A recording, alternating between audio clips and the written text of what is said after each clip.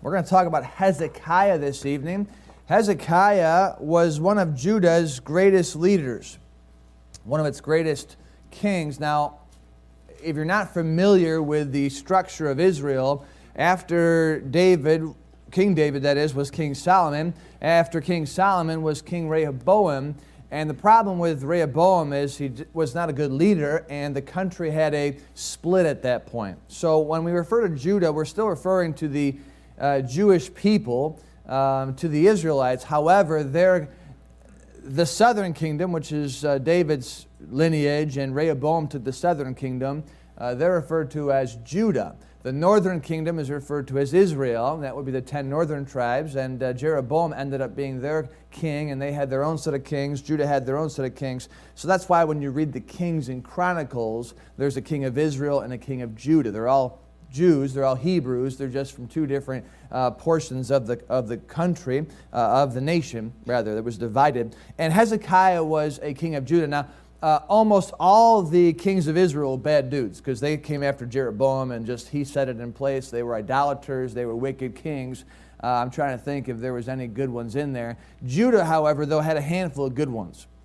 And that's the better side. That's where Jerusalem was the capital. Samaria was the capital of the northern kingdoms of Israel. So we're talking about Judah's king, Hezekiah. And Hezekiah was one of that line's greatest leaders. He stands out because of what he accomplished and also because of when he accomplished those things. You'd have to go back into the lineage there to see that Hezekiah's father, Ahaz, was not a good king. In fact, he was a very bad king. He did not do like his father David did. And by his father, I'm not referring to his immediate father, but his grandfather, his forefather, David. He did not do that which was right in God's eyes. In fact, he was a very evil king. He was wholly given over to idolatry, so much so that he burned his son, Hezekiah's brother, in the fire to offer him unto these false gods. He was one of the kings who went into the temple, cut off a lot of the precious metals that were in the temple to pay off the king of Assyria. The king of Assyria was threatening to conquer Israel, and Ahaz was having his own problems with his neighbors, so he paid off the Assyrian king with God's house, unfortunately. So he was not a good king in any regards. And so he handed off the scepter to his son. So he did not give his son good training. He was not a godly father, not a godly man. Hezekiah would have had a pretty good excuse not to be a good king. However, he ended up taking the throne and taking it in an entirely different direction. And that's very admirable. That's very admirable because he had no reason to do that. He was not given that instruction. He was not given that training. He didn't have a good example to follow.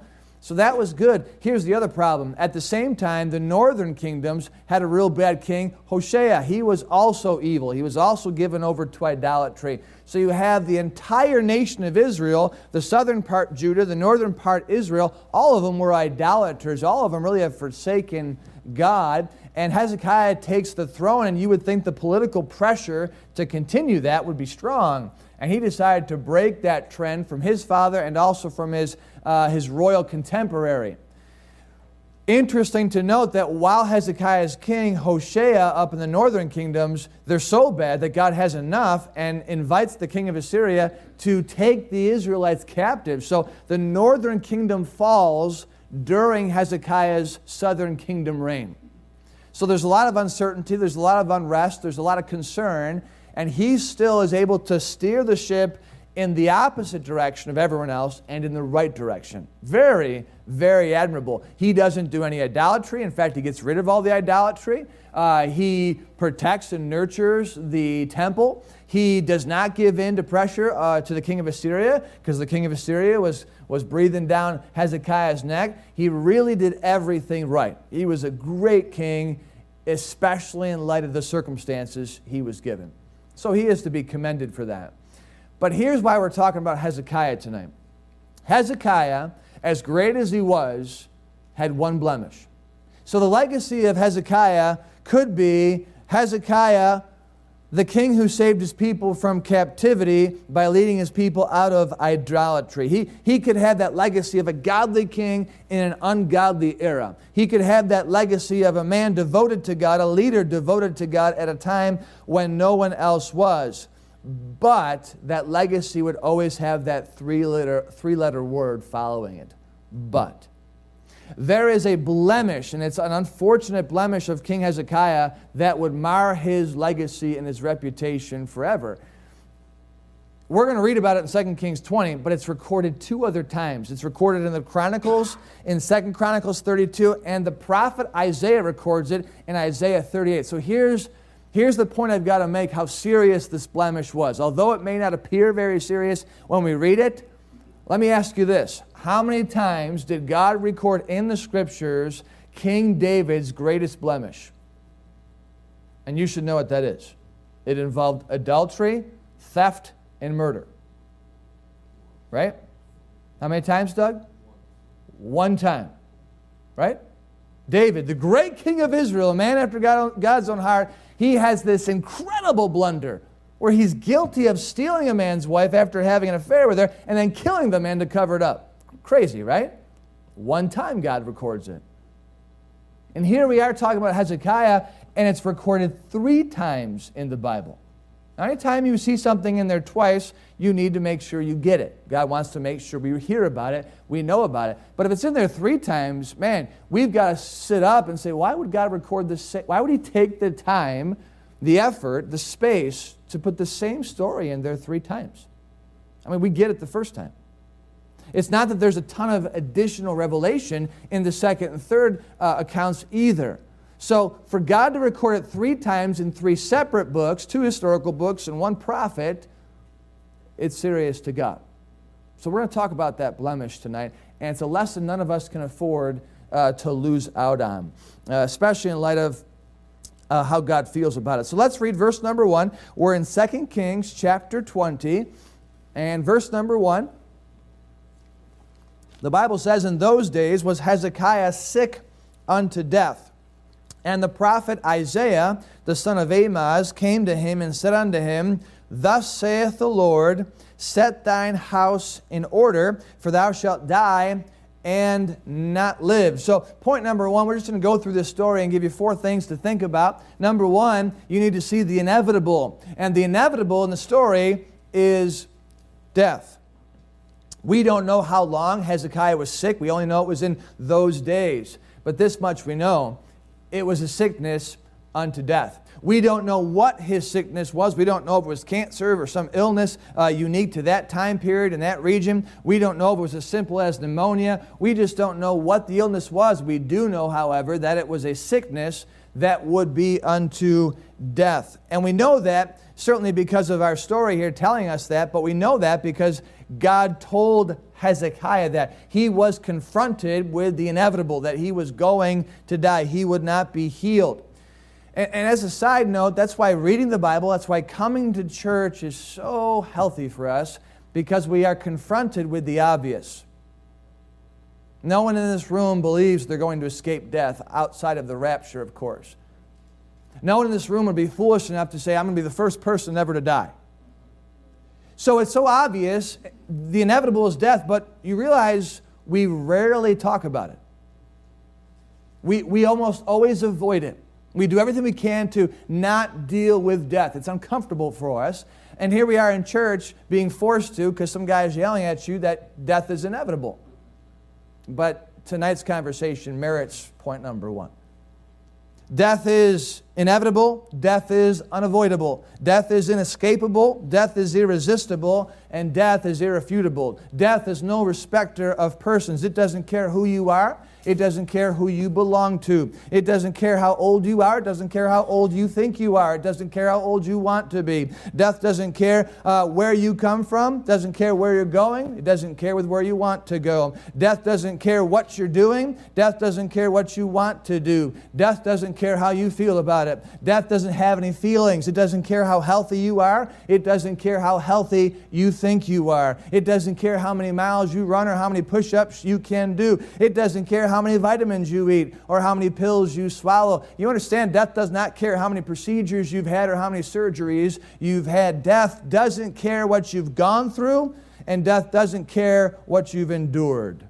Death is inevitable. Isn't that encouraging tonight? But that's the reality. It's a brutal reality. But it's a reality, and that's what makes it inevitable. Death is also unpredictable. Sometimes it taps you on the shoulder and says, I'm coming. Other times it sneaks through your back door and snuffs your life right from you. Sometimes it introduces itself from a distance so you can prepare for its coming. Other times it jumps out of nowhere without warning and snatches us. If we're not careful with our Bible reading, we'll miss very sobering details. And in the case of Hezekiah, a quick read of Hezekiah's life would lead you to assume that Hezekiah is a little older. Surely he was at the very least over the hill to get such a diagnosis. What young person is sick and that sickness is unto death? It happens, but not that often. Now, I could be wrong, but I've checked it, and if my math is correct, Hezekiah at the time of this diagnosis, which is terminal, is 1 year older than me and 1 year under the hill. Because the Bible says he was 25 years old when he began to reign. He reigned for 29 years total. And we know the story, he gets 15 added years, so go backwards, and he's 39 in 2 Kings chapter 20. Now, everybody here says, I'm such a young man. And I am. Too young to die, perhaps. But the story is a wake-up call to all of us, no matter how old we are, because, again, death is not a respecter of persons. Now, age may increase your chances to escape death, but death is still inevitable.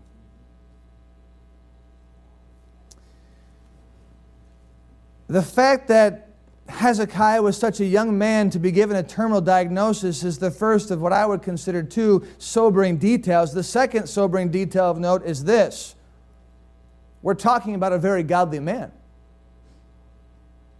So you've got a guy who is the light of Judah, the light of Israel. He has an evil father. He has an evil contemporary. The people are evil. He comes in and revives the country, bringing them back to God. He's a young man, and God says, you're sick and you're going to die.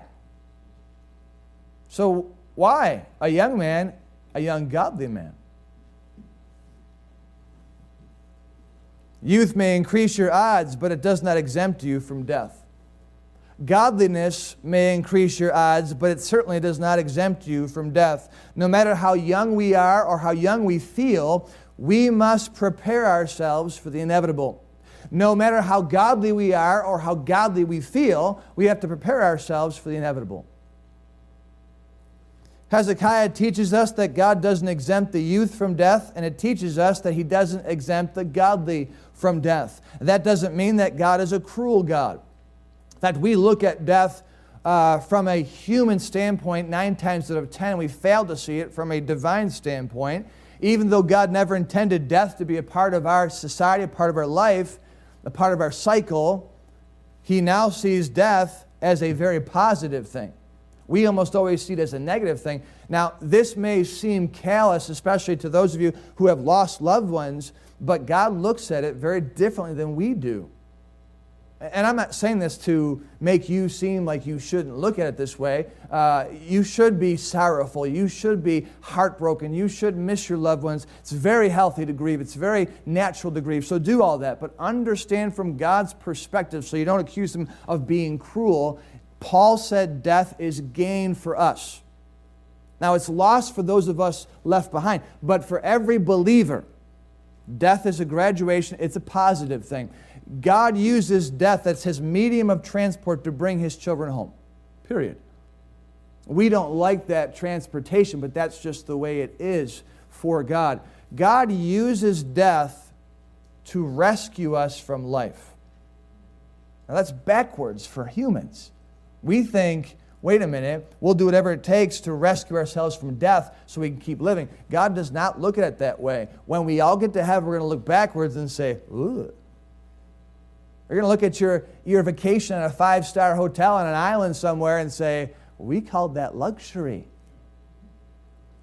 When God takes a young person in particular, and He's done that here, amen? How do we comfort one another? How do we deal with that? It's very difficult, but I'll tell you this much. God knows the future, we do not. And God spares us from life. There are things that await all of us that we know not, and God may take us to avoid those heinous pains and crimes. We just don't know. So death is inevitable, and that does not make God cruel. So we're talking about families, so I have to say, husbands, death is inevitable. Wives, death is inevitable. Fathers, your death is inevitable. Mothers, your death, it's inevitable. Grandmamas, your death is inevitable. Grandpas, your death is inevitable. Brothers and sisters, sons and daughters, your death is inevitable. We must prepare for that.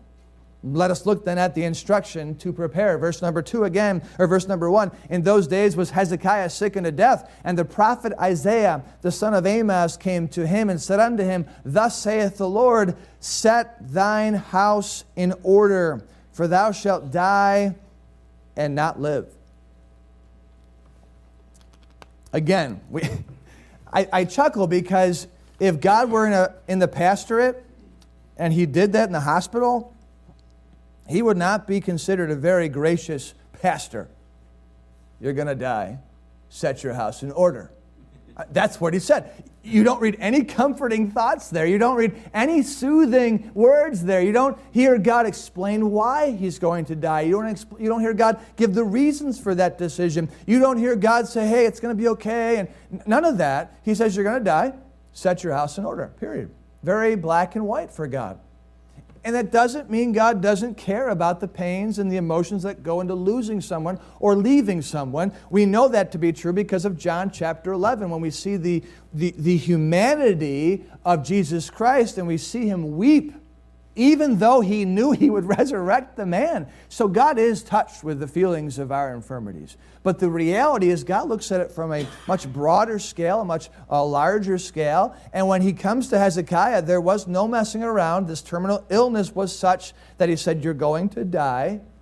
Set thine house in order. Set thine house in order. Without question, the Bible first calls us to prepare to meet our Maker. That is what the Bible has been written for. It's intended to bring people to God, to get us to think of eternity, to get us to think of the judgment. But then the Bible secondly calls us to prepare to leave our family. Preparation for the prudent soul is to prepare to meet God, number one, and number two, prepare to leave your family. Those two are at the front of God's instructions for every man, woman in the world. When it comes to death, God instructs us, number one, to set our soul in order, and then number two, to set our house in order. You understand it if you've read the Bible, but God is a very orderly God, is He not? And He says in 1 Corinthians 14, let all things be done decently and in order. And the context of that verse is the local church, also referred to as the house of God. And so too in our homes, in our houses, God would have all things to be done decently and in order from the start to the finish and to the transition period. Husbands, as I have said, death is inevitable. God's instruction to you is set your house in order. Wives, your death is inevitable. God's instruction to you is set your house in order. Fathers and mothers, grandfathers and grandmothers, your death is eventually going to take place. So the instruction of the Bible is to set your house in order. Would you agree with me that the Bible has a lot to say about life after death? Yeah, that wasn't a trick question. You're all good with that, right? Yeah, that's what it's all about. Eternity and judgment and heaven and even hell. Everything that takes place after death. Well, let's look at it from God's point of view. He also has a lot to say about life after your death. Your family's life after your death. When you hear the phrase life after death, you think of you going beyond death. But how about the people who still live after your death? Here. There's a lot in the Bible about that. Turn to Proverbs chapter 13. I'd like to say a few things about setting your house in order. Number one, a prudent family member prepares financially for their death. Proverbs chapter 13, verse 22, a prudent family member prepares financially for their death. Verse 22, a I love this. A good man. Not a man, but a good man. A good man leaveth an inheritance to his children's children. I guess you could say this then. A bad man doesn't leave much for his family.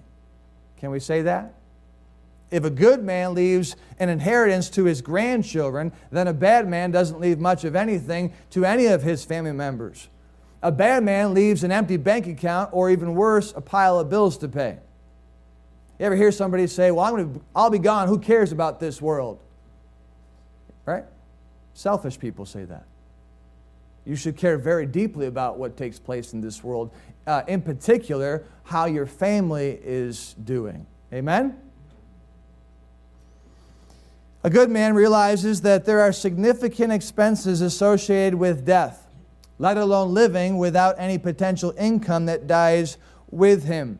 So the admonition or the encouragement to all of us, especially men, fathers, and husbands, is to prepare to leave something financially for our family, even down to our children's children. That inheritance may be a large savings account. It may be stocks that you purchased. It may be a debt-free estate that you left behind. It may be nothing more than a life insurance policy, but there should be something there for your family. Every spouse and every parent should set their house in order by addressing the finances of the house. And I counsel every couple that comes to me before they get married that they should have life insurance. It doesn't have to be the most expensive. It doesn't have to be the largest, but something to cover, at the very least, the expenses associated with dying, which is terrible, but in our culture, dying is expensive. You have to be able to bury yourself and have a funeral home for yourself and find a cemetery and a casket if you choose to go down that path. None of that is free. I never did it for financial purposes, but I had considered early in my parenting that I would get life insurance for my children. If you can afford it, that would be very wise for you to do. And in many cases, they can be set up as essential savings accounts for them. But that would be very helpful in the event of a tragedy taking place. Number 2, a prudent family member prepares legally for their death. Flip over a few pages to chapter 17 of Proverbs. Let's just read a verse that will stir some conversation about what we're dealing with this evening.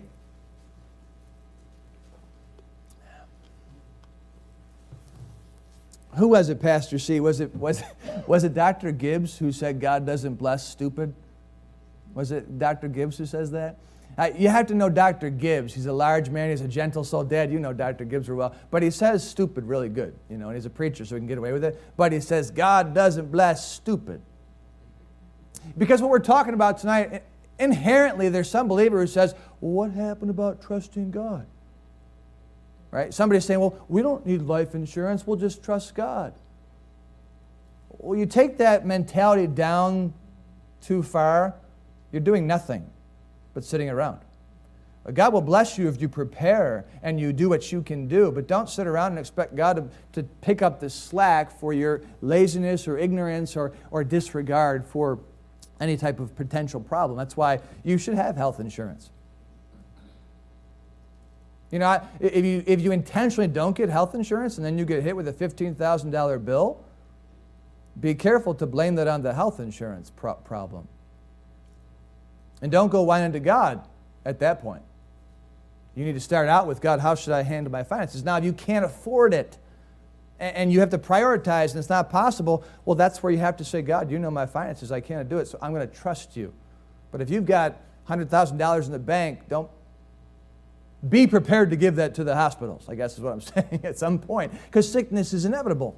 If you're rolling the dice with your health, it may be a problem. Anyways, that's what we're talking about tonight. Number 2, a prudent family member prepares legally for their death. It says in verse number 2 of chapter 17, a wise servant shall have rule over a son that causeth shame, and shall have part of the inheritance among the brethren. Now, this verse is just saying essentially that if a man has a son who's just a deadbeat of a son, a bad son, and then he has a servant who's a great son who really upholds that home and helps that home, that father is going to give the servant part of the inheritance that belonged to the son.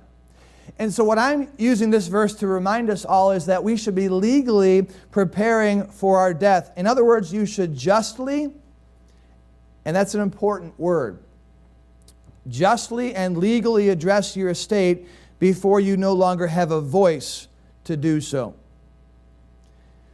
Whatever you do with your estate, make sure you communicate that to your household. Death can be a real messy time for families. It can be a very dangerous time for families. What a shame it must be for the parents who spend a lifetime trying to build a family only to die unexpectedly and get to eternity's shores and look back and watch the lack of preparation destroy their family. Because siblings are fighting over stupid possessions, money, things. I have in my notes here a simple statement: you cannot mediate after death. And possessions and money brings the worst out of people. Maybe you've been there, but it's a joke that when a parent dies, siblings will be like vultures over possessions. It really is a shame, but that's human nature. We're depraved people.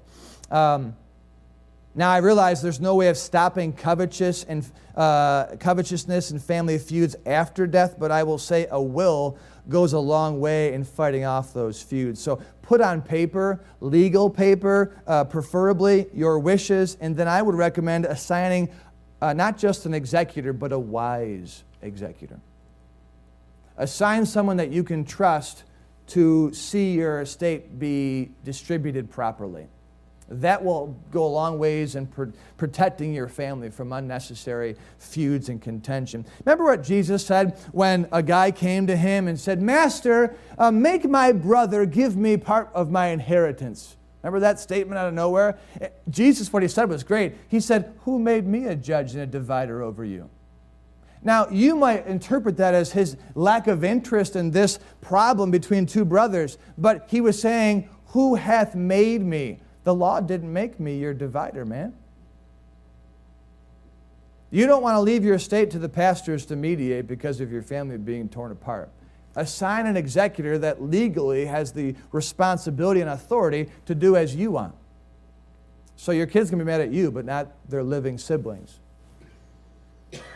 If you can't afford a lawyer right now, and wills can be pricey, especially for young families, then I will say at least put it on paper, have some witnesses sign off on that so your family knows at the very least your wishes. And even if it can't be enforced by the courts, at least your children or your surviving families know what you wanted. And then it's up to them to oblige by those. But to leave it blank and open for the family to figure out, it's a big mistake. Number 3, a prudent family member prepares medically for their death. Turn to Genesis chapter 47. Genesis chapter 47.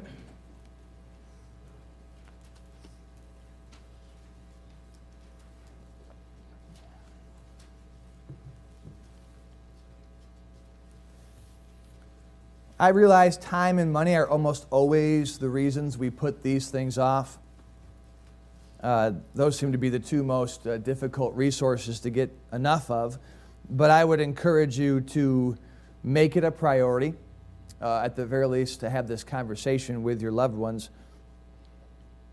It's not a good time to have this conversation when there's a lot of medicine going on. The worst place to hash out wishes and wills is when they're on the hospital bed being medicated, because who knows what you're going to hear. Genesis 47, verse 28, this is a story of the end of Jacob, and he lived in the land of Egypt 17 years, and he ended up being 147. Verse 29, it says that the time drew nigh that Israel must die, and he called his son Joseph, and said unto him, If now I have found grace in thy sight, put, I pray thee, thy hand under my thigh, and deal kindly and truly with me. He says to him, Bury me not, I pray thee, in Egypt. But I will lie with my fathers, and thou shalt carry me out of Egypt, and bury me in their burying place. And Joseph said, I will do as thou hast said. And Jacob said, swear unto me. And he sware unto him, and Israel bowed himself upon the bed's head. Let's jump over to chapter 50 and see what Joseph does regarding his future, regarding his body, regarding medical decisions. Verse 22, Joseph dwelt in Egypt, he and his father's house. Joseph lived 110 years. And Joseph saw Ephraim's children of the third generation. The children also of Machir, the son of Manasseh, were brought up upon Joseph's knees. And Joseph said unto his brethren, I die. And God will surely visit you and bring you out of this land unto the land which he sware to Abraham, to Isaac, and to Jacob. And Joseph took an oath of the children of Israel, saying, God will surely visit you, and ye shall carry up my bones from hence. Now, this idea that what happens to you when you're gone doesn't matter, that's fine if you want to take that approach. These two didn't, but your family cares about what happens to your body after you die. But while you're still living, at the very least, please, please, please get a health proxy signed. Get a health proxy signed so that somebody that you trust can make medical decisions for you in the event that you're unable to do so. You should address with your loved ones your decisions and wishes regarding resuscitation, regarding organ donation, regarding burial, whether you want to be buried or cremated. If you leave these decisions to your grieving spouse or children, you are making their grief more difficult. If you do that, you're putting them in a difficult position, one that could lead to contention. In other words, if you don't make any decisions about what you want done with your body after you die, or even to your life while you're still alive but incapacitated, and one family member has to make that decision and someone else disagrees with that family member, now you have a very volatile problem. You can avoid all that by making sure everyone knows what your wishes are, and no one is to be blamed for that. They don't have to like that, but that will help tremendously. When these medical and other legal matters are not addressed or set in order, stress is added to an already stressful home. Loved ones wonder, what would they want me to do? And then they fret about whether they did the right thing. And that's unnecessary. I'll say lastly, under this topic, a prudent family member prepares practically for their death. The question I would have to everyone tonight, especially you adults, if you died tonight, does your spouse have your passwords to important online accounts? Do they know all the account information for all of your important financial matters? Do they know what to do in the event of your passing? Do they know who to contact? Do they know where your will is, who your lawyer is, who the executor is? Do they know what bills to pay and when to pay them or how to pay them? If you died tonight, does your family know where all of your important documents are? Does your family have any idea of what type of funeral service you want? At the funeral home, in the church. After burial, before burial. Do you want a burial? If so, where the burial? Do you want a committal service? What songs do you want sung at your funeral? What scriptures do you want read? Who do you want to speak? All these questions are questions you don't think about till your loved one's gone, and then you sit there and fret, what would they want? What would they want? And that's all you want to know. You don't care about what you want. You just want to make them happy. You say, well, it doesn't matter to them. But that's not how you think when you're missing them. You want to honor them. And so you ask yourself, what would they want? Any funeral planning I've been involved in, the family always goes back to, that's what Dad would want, or that's what Mom would want, or that's what so-and-so would like.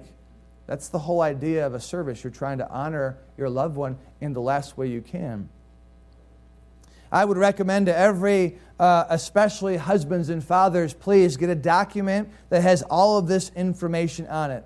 All the phone numbers, all the contact people, all the passwords, all the information, so that if you pass, your wife or your children can seamlessly take care of all the legal matters, and they can focus on grieving, which is so much more important than dealing with all the nonsense, the paperwork. Let them grieve.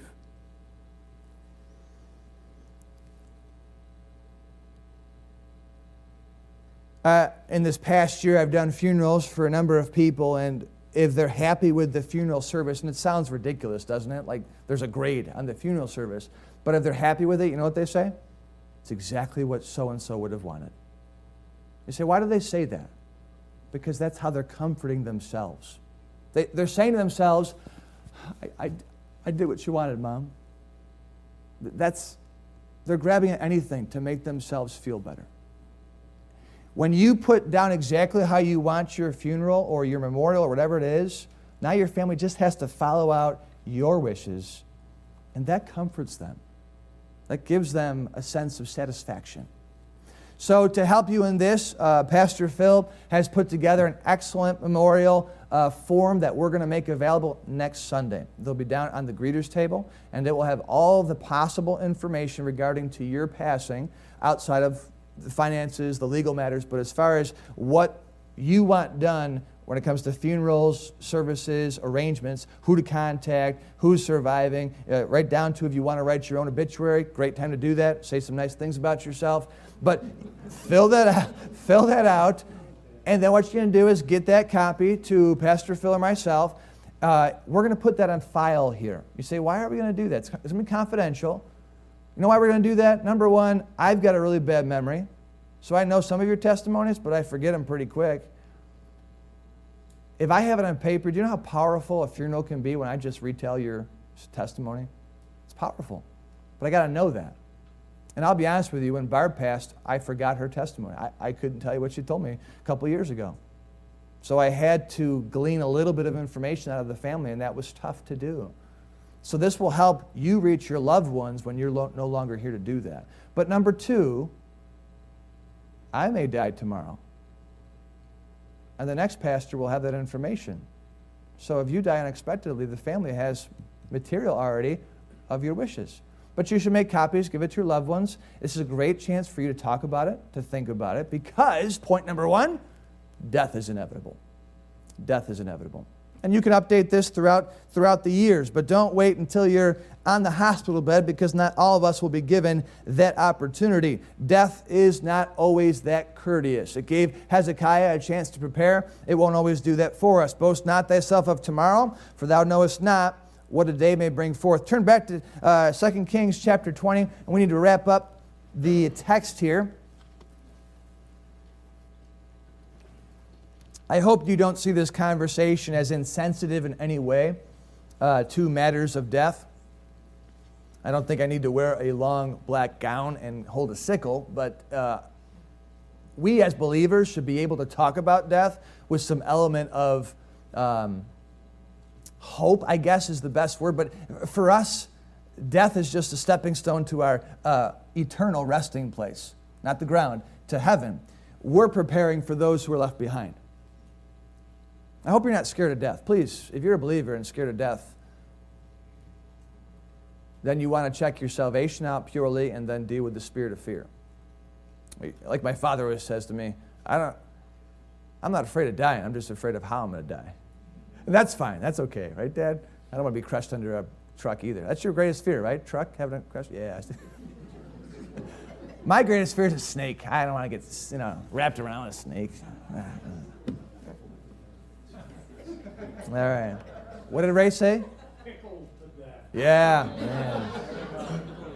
They say hell's a lake of brimstone and fire, but I think there's some pickles in there too. So, 2 Kings chapter 20, the third point is, and this is an important point, but you're going to notice the infatuation of Hezekiah was to be healed. Verse number 2, then he turned his face to the wall and prayed unto the Lord, saying, I beseech thee, O Lord, remember now how I have walked before thee in truth and with a perfect heart, and have done that which is good in thy sight. And Hezekiah wept sore. Now, Isaiah gets the message from God to go back and tell him he's going to live. And in verse number 5, God says, I will heal thee. But verse number 6, he says he's going to give him 15 years. And in verse number 7, he gets a lump of figs put on him. But verse number 8 is what I want you to see too. Verse number 8, Hezekiah says unto Isaiah, what shall be the sign that the Lord will heal me? Hezekiah's story reminds us of the inevitable that we will die. It reminds us that the instruction from God is to prepare for that. But it also reminds us that human nature craves life and will do anything to keep the focus on living and keep the focus off of dying. You will notice that nowhere in the passage does Hezekiah return to the instruction God gave him, and nowhere does Hezekiah do, at least recorded, what God told him. He was wholly uninterested in setting his house in order and was infatuated with God, heal me, and by the way, Isaiah, make sure God heals me. What is the sign? That ended up being the sundial, so on and so forth.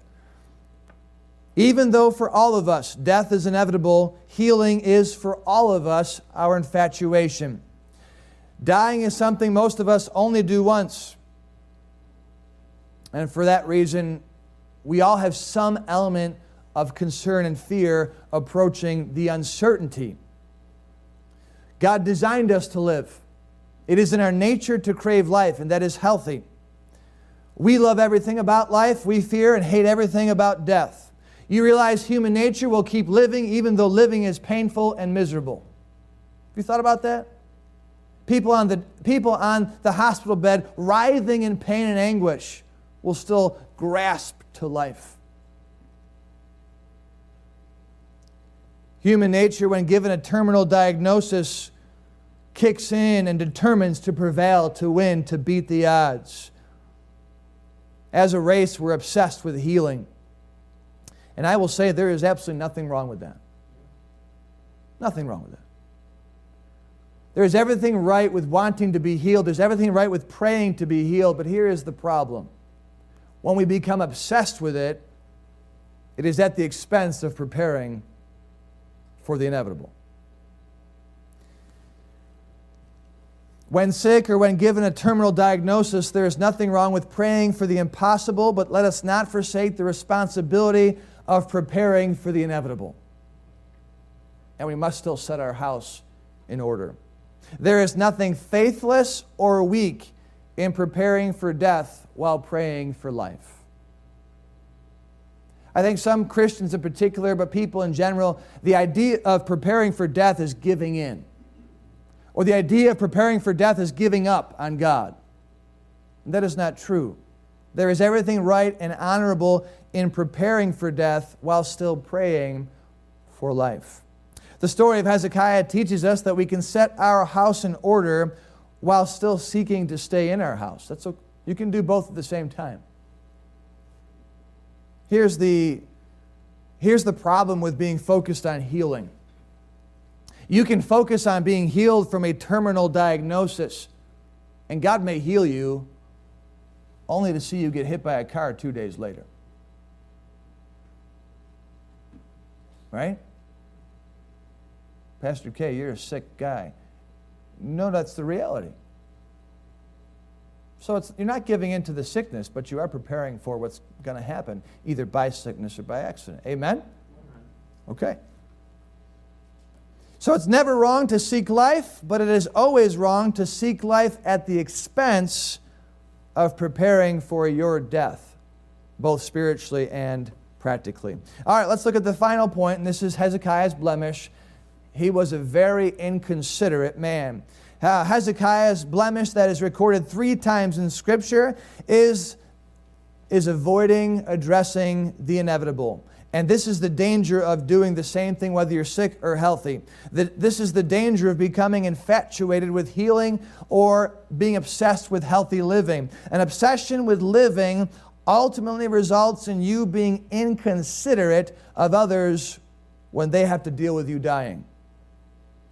An obsession with living can become a selfish obsession, one that will be inherently inconsiderate and careless towards those you leave behind. Verse number 12, at that time, Berodach-baladan, the son of Baladan, king of Babylon, sent letters and a present unto Hezekiah, for he had heard that Hezekiah had been sick. And Hezekiah hearkened unto them and showed them all the house of his precious things, the silver, gold, spices, precious ointment, house of his armor, and all that was found in his treasures. There was nothing in his house, nor in all his dominion, that Hezekiah showed them not. Verse 14. Isaiah the prophet comes to the king and says, "What said these men? And from whence came they unto thee?" Hezekiah, "From a far country, even from Babylon."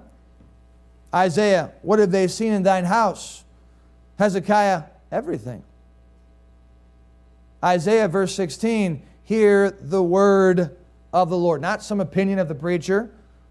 "Hear the word of the Lord." Verse 17, "Behold, the days come that all that is in thine house and that which," this is an important phrase too, "thy fathers,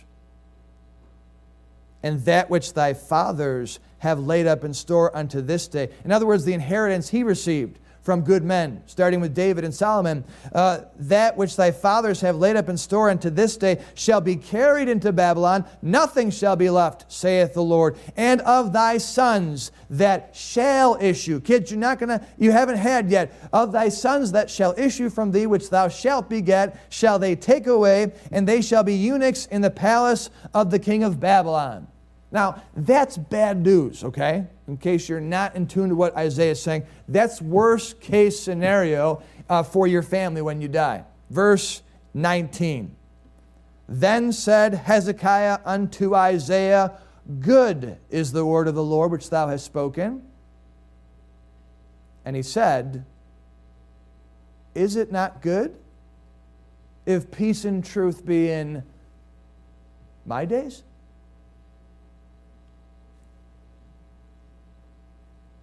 Worthless father. Could you imagine if God came to you? Let's go Tom Nosbish. God comes to you, your kids are going to be sold into slavery. And you say, "Cool. Because I'm happy as a clam right now. Life is good." Hashtag terrible father. Yes? This is the blemish of Hezekiah that was recorded 3 times. The instruction in the first part of the chapter is, "Set thine house in order, you're going to die." By the end of the chapter, he says, "Life is good for me now. I don't care what happens after I die. Even when I know it's going to be terrible for my family."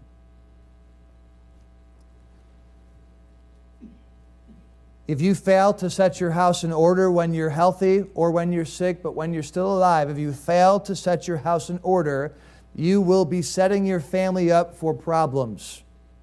And if that doesn't bother you, if it doesn't bother me, then nothing better can be said about us. We have a responsibility to prepare for the safety, for the security, for the peace, and for the comfort of our families when we leave. Otherwise, we are no different than Hezekiah.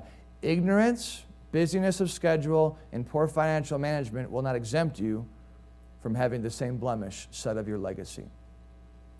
Those that prepare for their passing will keep their families out of harm.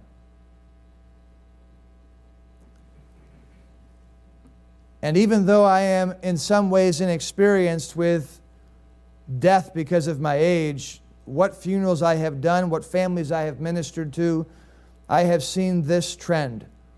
A family is always grateful for the man or woman who takes the time to prepare for their death. Such considerate preparations are always viewed as an act of love and comfort when that family member is no longer present. I will never forget when I sat in the home not too many years ago of a widow, and I sat in the room with the widow and an insurance rep, agent, and I was asked to be there to help her with those decisions. And the agent said to the widow, "Your husband did a great deal of good for you," things she knew not about. And the agent began to list off what he did for her, and I saw the tears come down her cheek. And she interpreted that preparation, that pre-death preparation, as the final "I love you" from a man she could no longer see her again. You say, who would think? It meant so much to her that he did something before he passed. Because she said, he cares about me even when he's not here to care for me. That's the kind of responsibility we, especially as husbands and fathers, must have. You can be a blessing to your loved ones when you're gone. Isn't that great to know? So you may have failed your whole life, but you can succeed in your death. God says, set thine house in order. Thou shalt die. Take the time to do that. Let's stand and have a word of prayer.